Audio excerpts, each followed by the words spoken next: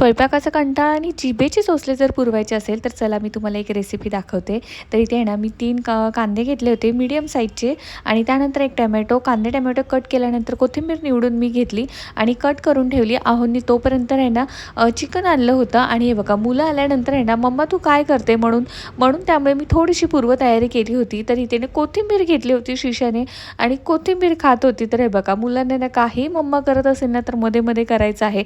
ज्यांच्या घरामध्ये लहान बाळ असेल ना त्यांना खरंच हे मी जे काही म्हणते त्यांना खरंच पटत असेल. तर हे बघा कोथिंबीर ती टेस्ट करत होती. त्यानंतर आहे ना इथे मी लगेचच कुकर ठेवला गॅसवरती आणि गॅस चालू केला. आहोनी तोपर्यंत आहे ना चिकन वॉश करून दिलं, तेल टाकलं, त्याच्यामध्ये खडे मसाले, कांदा टॅमॅटो छान परतून घेतला. आता कांदा टॅमॅटो परतेपर्यंत आहे ना मी चिकनमध्ये ना अद्रक लसूणची पेस्ट टाकली, बिर्याणी मसाला टाकला, हळद आणि मिरची पावडर टाकली होती. त्यानंतर ना थोडंसं लिंबू आणि मीठ टाकलं होतं आणि हे आपण कुकरमध्ये टाकून घ्यायचं आहे.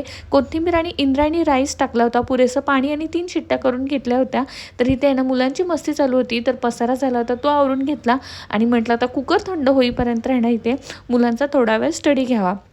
तर संध्याकाळच्या वेळेस मी ट्राय करते की मुलांना थोडा वेळ तरी स्टडीला बसवायचंच, जेणेकरून आहे ना त्यांना थोडी प्रॅक्टिस देखील होईल. आता शिशा लहान आहे पण तिला काहीतरी थोडंसं क्रियॉन्स वगैरे देऊन मी कलरिंग करायला देते बाजूला. तर इथे कुकर थंड झाला होता आणि हे मस्तपैकी छान असा चिकन भात झाला होता. खरंच आहे ना कधी कंटाळा आला असेल आणि कधी असं खावंसं वाटत असेल ना नक्की ट्राय करा. खूप छान रेसिपी आहे. आणि थंड झाल्यावर ती मुलांना दिले आणि इथे ना शिशाचं ताट येईपर्यंत आहे बघा दादा कसं आपल्या छोट्याशा बहिणीला चारतोय. तर असा होता आजचा व्हिडिओ आवडला असेल तर प्लीज लाईक शेअर सबस्क्राईब करून सपोर्ट करायला विसरू नका. व्हिडिओ